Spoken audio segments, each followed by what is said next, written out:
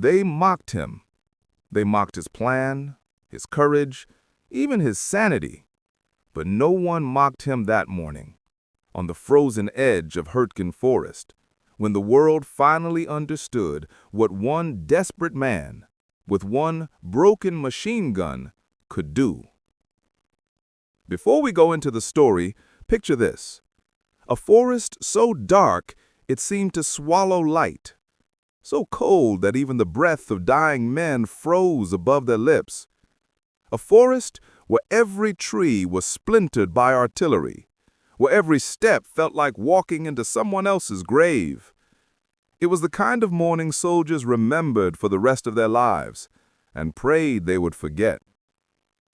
A pale fog hovered above the ground, drifting between the bodies of men who had fallen hours earlier. The wind barely moved. Even the birds refused to sing. The entire forest felt like it was holding its breath, waiting for something terrible to begin. And somewhere inside that silence stood a single man, Corporal Whitaker, thin, exhausted, half frozen, hands trembling not from fear, but from the weight of everything he'd already lived through. His uniform was soaked, stiff with mud and blood. He had lost friends that night, men he'd eaten with, laughed with, marched with. Now their dog tags lay scattered beneath the snow like broken pieces of a life he no longer had the strength to mourn. Behind him, the American line was collapsing. Men were retreating, stumbling, dragging the wounded through the trees. The Germans were coming, not slowly, not cautiously, but with the confidence of soldiers who believed the battle was already won. And maybe they were right, because the Americans had no ammunition left, no artillery, no reinforcements, nothing but a few shattered men clinging to a ridge they couldn't possibly hold. And Whitaker, he didn't even have a working weapon. Just a battered MG that jammed every third round, a weapon so broken the other gunners refused to touch it. They said it was useless, a death sentence, an iron coffin painted olive drab. But Whitaker didn't throw it away. He didn't run. He didn't join the retreat. He did something no manual, no sergeant, no sane man would ever advise. He stepped forward, past the wounded, past the retreating men, past the point where anyone could save him.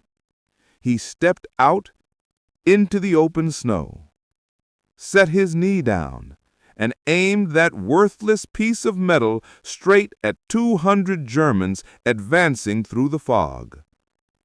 Because in that moment, in that frozen, breathless moment, Whitaker made a decision. If the line was going to break today, it would have to break over his body first. He wasn't a hero. He wasn't fearless. He wasn't chosen by destiny or blessed by luck. He was just a man who had finally reached the point where running felt worse than dying. A man who refused to let the forest decide who lived. A man whose suicide charge would soon become one of the most unbelievable last stands ever recorded in the Hurtgen. And this is how it began. To understand what Whitaker was about to face that morning, we need to step back hours before the shooting, days before the panic, and look at what the Hurtgen really was. Because nothing in that forest behaved the way it should. Maps said one thing, commanders said another. But the men on the ground, they had a different name for Hurtgen, the meat grinder. A place where progress was measured not in yards gained, but in bodies lost. The trees were so dense they strangled daylight. Tall, black pillars rising into a roof of branches that swallowed sound and bent shadows into impossible shapes.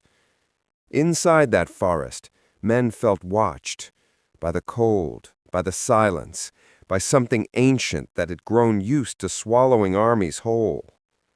Artillery didn't behave normally there. Every shell that hit the treetops detonated above ground, sending thousands of splinters, razor-sharp wooden knives downward at supersonic speed. Some soldiers died without ever seeing the enemy. Some died standing up, speared by wood more lethal than steel. And then there was the cold. Not the kind that bites, the kind that buries.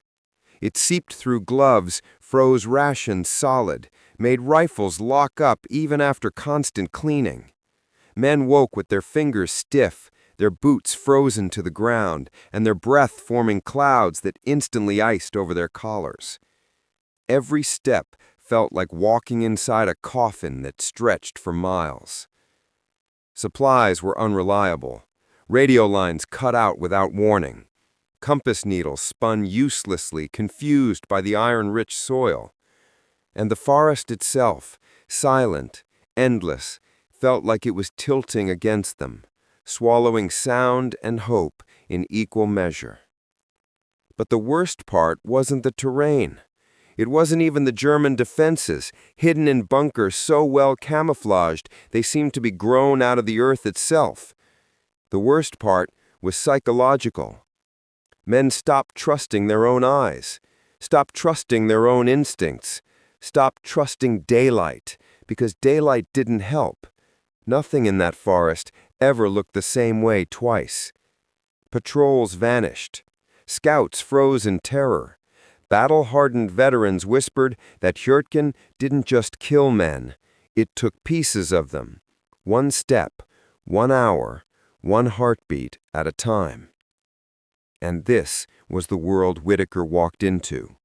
A world where sound arrived late, where trees detonated, where the cold hollowed men from the inside, and where the Germans waited, silent, hidden, patient, because they knew the forest itself fought on their side.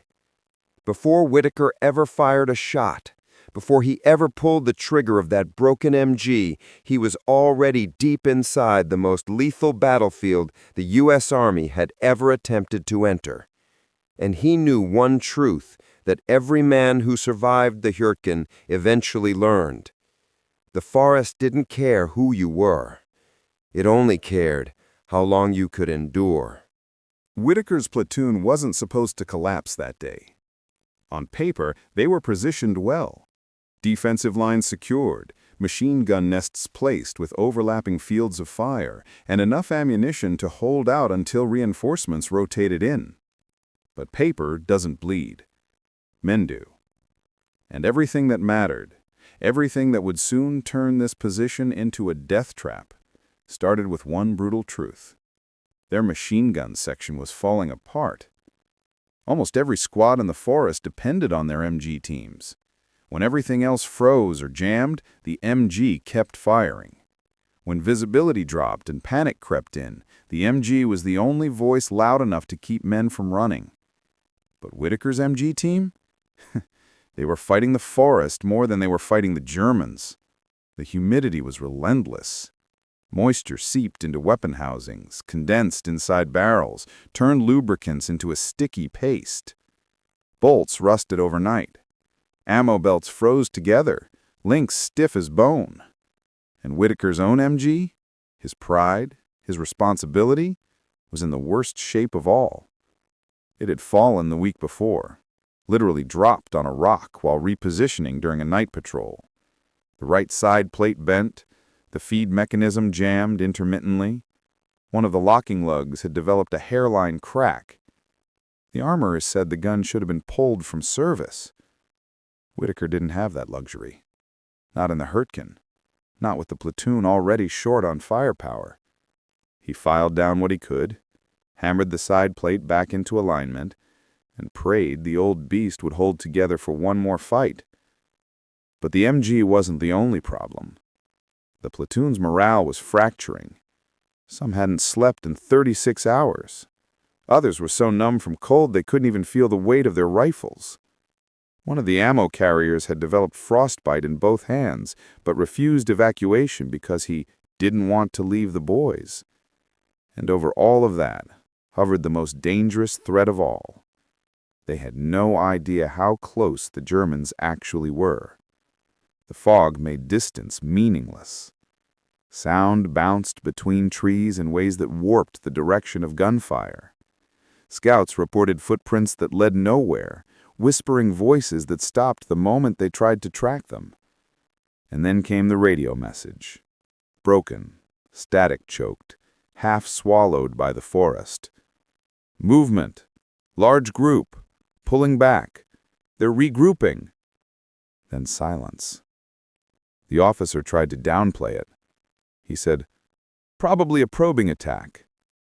But Whitaker had been around long enough to recognize fear when he heard it, especially fear that someone was trying to hide. Something was coming. Something big enough to rattle men who normally never raised their voices. And Whitaker knew his malfunctioning MG was all that stood between the Germans and a total breakthrough of their line. But the true fatal flaw, the one that would almost doom them all, wasn't mechanical. It was human. The platoon commander was young, too young. Fresh from stateside training, no combat experience, no instinct for the forest, no understanding of how quickly Hurtgen punished hesitation. He ordered the men to hold position. Even his signs mounted that the Germans were massing. He dismissed reports of footsteps, whispered commands in the dark, the faint clank of metal far too coordinated to be random. By the time he recognized what was really happening, it was too late. The Germans were already moving, already surrounding them, already preparing the strike that would turn Whitaker's broken MG into the only lifeline anyone had left. And the forest, silent as a grave, waited for the first shot. Before the Germans struck, before the forest erupted, Whitaker felt something he hadn't felt in months: memory. Not the soft kind, the kind that bleeds. It came without warning, slipping through the fog, through the cold, through the terror, and wrapped itself around him like a hand gripping his throat.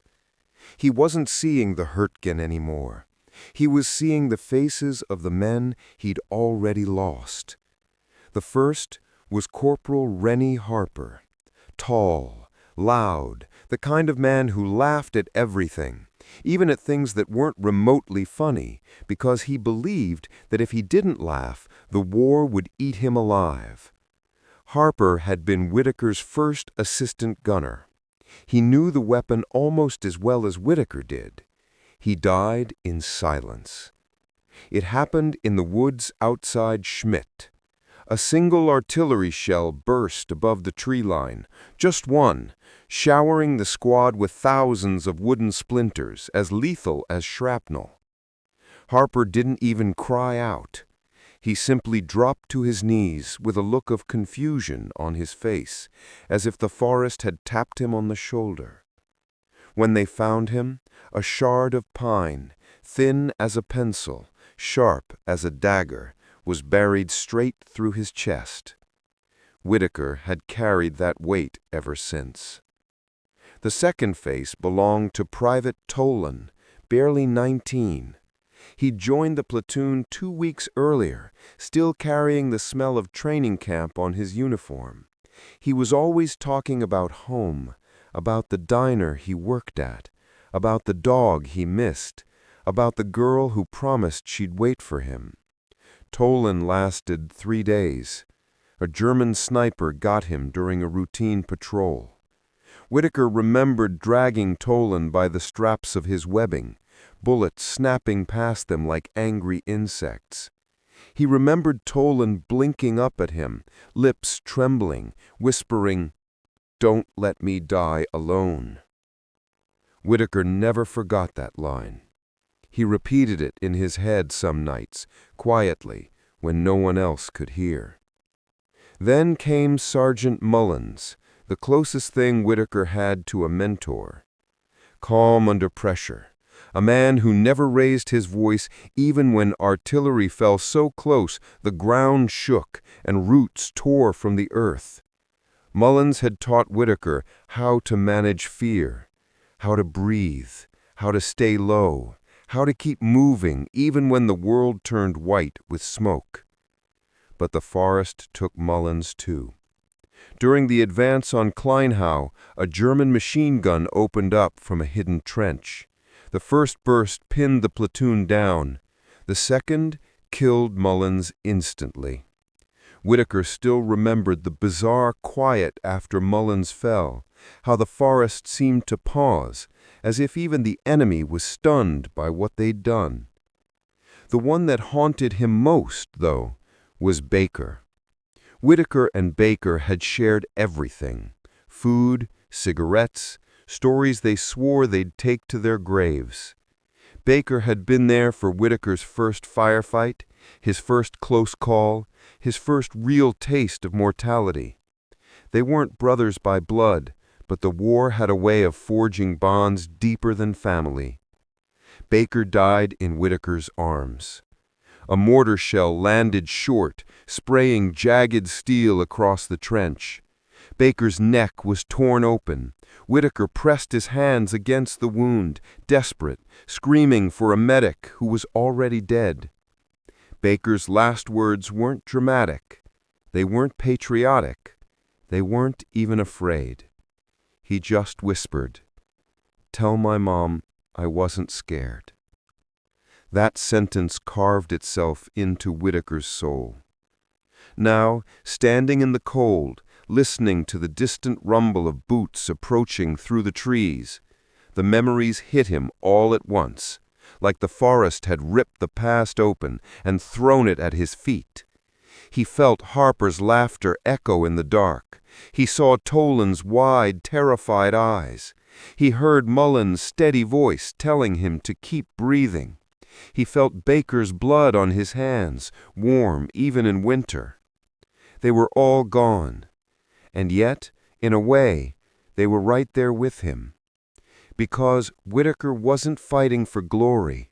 He wasn't fighting for medals or promotions or some grand idea of victory. He was fighting because those men had trusted him, trusted his judgment, trusted his gun, trusted that when the moment came, the moment that decided who lived and who didn't, Whitaker would stand his ground. And as the footsteps grew louder, as metal clanked against metal, as German voices murmured in the fog, Whitaker knew the truth. This wasn't about him anymore.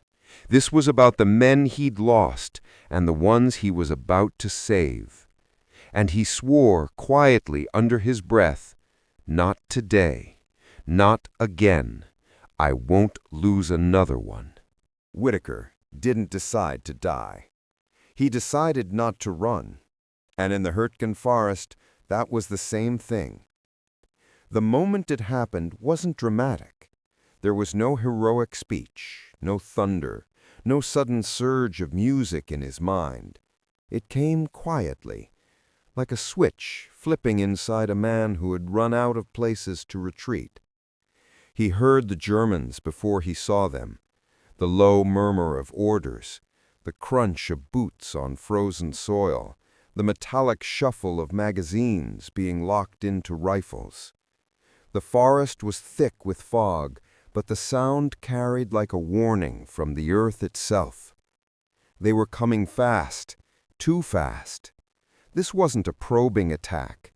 This was a breakthrough. And if Whitaker and the handful of men left on that line pulled back even a few yards, the Germans would spill straight into the battalion's rear. Runners, medics, artillery spotters, wounded men lying on stretchers. They would be slaughtered. Whitaker's mind did the math in seconds. Every option looked like the wrong one. His MG was half broken. The ammunition was low. The barrel was nearly warped. He had no assistant gunner, no one to feed the belt, no one to call distances, no one to drag him if things went bad. Retreat meant letting the Germans pour through. Holding meant dying. Staying meant dying. And yet, he didn't move. A strange calm settled over him, a clarity sharper than fear. Not courage, not bravery, just the simple understanding that he was the last hinge in a door that could not be allowed to open. He felt Baker's last words in his chest. He saw Harper grinning. He heard Mullins telling him to breathe.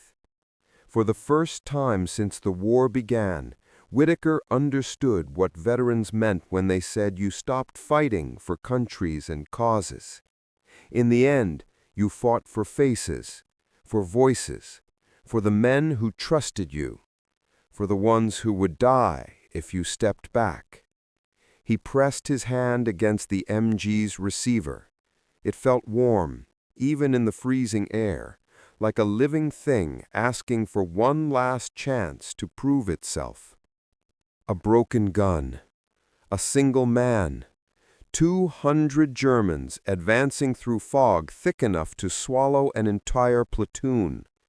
It was madness, and yet Whitaker leaned into the insanity. He dug his boots deeper into the frozen soil. He adjusted his stance. He checked the loose hinge on the feed cover, tapped it twice, and locked it down. He pulled the belt tight. He steadied the weapon. He inhaled once, slowly, like Mullins had taught him. He whispered under his breath, "If they want this ridge, they're taking it over my body." That wasn't bravado. That wasn't a boast. It was simply the truth. He wasn't planning a fight. He was preparing his last stand. There, in the dim gray morning, Whitaker made a decision so insane that any officer would have called it suicide, any historian would have labeled it impossible, and every man who knew him would later say the same thing. He stayed, alone, with a dying machine gun, and waited for the storm to hit him. From a distance, it looked like Whitaker was just waiting, a lonely figure, hunched over a machine gun on a shattered ridge, framed by fog and broken trees. But up close, it wasn't stillness. It was surgery. The MG had jammed during the last engagement, so violently that even the steel looked like it had flinched. The charging handle was bent, the bolt half-cocked, the feed mechanism misaligned. The weapon wasn't just unreliable, it was dead. The platoon sergeant had taken one look at it in the dim early light, tugged on the handle, felt the resistance, and grunted, "She's done. Grab a rifle and fall back." Whitaker didn't move. He stared at the weapon the way a man stares at a dying friend, knowing what the doctors say, knowing what the odds are, and refusing to accept any of it. This gun had spoken for him in dozens of fights. When his voice shook, the MG stayed steady. When his legs wanted to run, the MG rooted him to the ground. When chaos broke men around him, the rhythm of its fire kept him anchored. Walking away from it now felt like betrayal. So while the others prepared to retreat, Whitaker did the one thing no manual, no checklist, no field guide would have ever told him to do. He decided to fix a battlefield-killed machine gun on a frozen ridge under the shadow of an approaching German assault. He flipped the top cover open. The hinge squealed in protest, a tired metallic groan that matched the ache in his own bones. The belt was stuck halfway into the receiver, links twisted, one round jammed so deep into the feed path it looked welded there. The bolt was locked out of battery. The handle refused to budge. The cold didn't help. His fingers were numb, stiff, more like pieces of wood than flesh. Every touch of bare skin on metal stole what little warmth he had left. His breath drifted in ragged clouds, frosting the edges of the receiver. He stripped off one glove anyway. You can't feel steel through wool, not the way he needed to. The pain was immediate. The frozen metal bit into his skin like teeth. But pain meant he could still use his hands. He pulled the belt back, millimeter by millimeter, until the jammed round was exposed. It was crushed at the neck, stuck at a bad angle, wedged under the feed pawl. He worked it with his fingernails first, then with the tip of a broken knife he carried in his breast pocket. Each movement was tiny, measured, agonizingly slow. Above him, something thudded in the distance, maybe artillery, maybe boots. Time was draining away with every heartbeat. The platoon sergeant shouted again from behind, "Whitaker, we're pulling out. You've got 30 seconds." Whitaker didn't answer. He wasn't ignoring the order out of arrogance. He'd simply passed the point where orders mattered more than reality. If the MG didn't run, retreat wouldn't save them. The Germans would be on them before they could reach a secondary line. So he kept working. The crushed round finally broke free, snapping out of the receiver with a metallic ping that sounded louder than gunfire in his ears. He let it fall into the snow. Now for the real problem. He latched onto the charging handle and pulled. Nothing. It didn't move an inch. The explosion that had bent the handle had also twisted the guide rail inside, locking the bolt assembly just far enough back to keep the weapon from firing, but not far enough to release tension. It was like trying to move a door that had been nailed shut from the inside. Whitaker braced the receiver with his left hand and pulled harder. The damaged handle bit into his palm. His skin split. Warm blood spread across cold metal. Still nothing. He could feel the eyes on his back now, men watching, not understanding what he was doing, some convinced he'd lost his mind. To them, this was pointless. To Whitaker, it was the only thing that still made sense. He shifted his grip, wrapped both hands around the handle, and used his entire body, legs, shoulders, teeth clenched so hard his jaw hurt. He pulled. The gun didn't move. He did it again, and on the fourth heave, something inside gave. Not cleanly, not smoothly. It sounded like bones snapping. The handle lurched backward half an inch. The bolt followed. The gun coughed out a clump of carbon, ice, and metal shavings. Whitaker nearly fell backward with the sudden release, caught himself on one knee, and forced the handle the rest of the way back until it slammed into the rear of the receiver with a heavy, life-giving clack. The MG was clear, but it still wasn't right.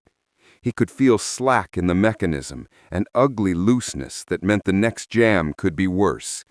The side plate was warped. The internal tolerances were off. He didn't have a workbench. He didn't have tools. He didn't have time. He had fists. He had adrenaline. He had 40 pounds of stubborn steel that refused to die. He slammed the side of the receiver with the heel of his hand. Then again, harder. It hurt, sharp, immediate, but he welcomed the pain. He hit it until the bent metal shifted back into rough alignment and the charging handle moved in a straighter, smoother line. He cycled the action twice. The bolt slid forward with a shudder, then with a little less. Not perfect, not pretty, but maybe, just maybe, good enough. He slapped a fresh belt into place. He pulled the charging handle one last time. The bolt locked. The gun settled into the dirt like it recognized its role again. Behind him, the last of the platoon began to fall back, dragging the wounded, glancing over their shoulders at the man who had chosen to stay with a weapon that had already failed him once. One of them whispered, "He's crazy." Another shook his head. "No, he's all we've got." Whitaker didn't hear either of them. He was listening for something else. The feel of the trigger against his finger, the weight of the belt pulling against the feed tray, the subtle tension in the steel that told the MG was ready. Not healthy, not whole, but ready. He rested his cheek against the cold stock, looked over the shattered ridge, and finally saw them. Shadows in the fog, moving. Dozens, scores, The German attack was coming, and Whitaker, with a half-broken, half-resurrected machine gun, was ready to meet it, alone. The Germans advanced with frightening discipline, 10 abreast, 50 behind them, MG-42 teams at the center, mortarmen spreading out along the tree line. They didn't expect resistance, they expected corpses. Whitaker steadied the gun, sighted the center of the formation, and squeezed the trigger. The Browning coughed once, a single defiant burst, as if waking from a nightmare. Then it roared. The front rank collapsed, the second scattered. Officers dove into the snow, screaming for cover. Whitaker pivoted left, right, center, burning controlled bursts, cutting the advance into bleeding fragments. The Germans returned fire instantly, MG-42s buzzing like metallic hornets, chewing through the wall around him. Snow exploded, wood shattered, rocks chipped into shrapnel. Whitaker lowered his head, blinked blood from his eyelashes, and fired again. For 18 minutes, Whitaker turned a broken machine gun into the deadliest weapon in the forest. Every time he cleared a jam, another wave broke. Every time he shifted aim, another squad fell. Every time he reloaded, another German officer died before he could give orders. He wasn't fighting with anger, or fear, or hatred. He was fighting with obligation, a duty larger than himself. The Germans tried to flank, he shredded them. They tried to crawl forward through depressions, he burned them out. They tried to set up a heavy MG, he cut the gunner in half before the bipod touched the ground. The forest shook with the violence, and then, suddenly, silence. The Germans broke. 200 men became scattered shapes running for the tree line, dragging the wounded, leaving weapons behind. Whitaker slumped forward, chest heaving. He had stopped them.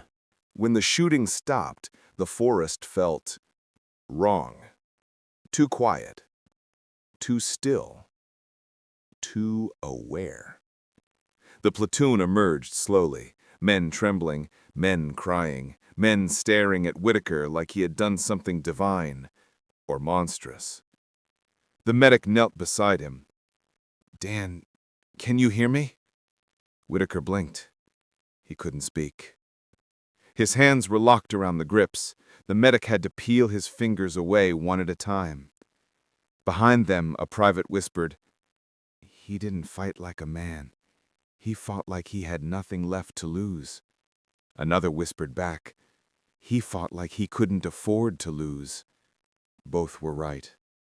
Hours later, officers inspected the position. The first lieutenant who arrived stared at the field in stunned silence. Corpses in the snow. Weapons abandoned mid-reload. Blood trails leading back into the forest. He turned to Whitaker. "You did this?" Whitaker shook his head. "The gun did." But the lieutenant wasn't fooled. The after-action report was clinical. Enemy assault neutralized, position held. But a separate line, added by hand, said more. One corporal prevented collapse of the front line by exceptional individual action. That was the closest Whitaker ever got to a medal. Whitaker survived the war, but part of him never left the forest. He returned to Tennessee, married, had children, worked as a mechanic. People who knew him described him the same way. Quiet, kind, tired. He suffered tremors, nightmares, sudden moments of silence that lasted too long. When asked if he'd ever been a hero, he'd shake his head. "I just kept firing," he'd say. He died in 1987, buried in a small cemetery overlooking the hills he loved. His obituary mentioned the war, nothing more. But the men he saved told the story until the day they died. Not about the gun, not about the Germans, but about a morning in the Hurtgen where one man chose to stand when everyone else was told to run. A man who refused to let the forest decide who lived. If this story moved you the way it moved us, consider liking this video. It helps us bring more forgotten histories back into the light. Subscribe for more untold stories from the Second World War. Each one matters. Each one deserves to be remembered. And tell us in the comments where you're watching from, whether it's Tennessee, Berlin, Sao Paulo, or somewhere halfway across the world. You're part of a community that keeps these stories alive. Thank you for watching, and thank you for remembering them.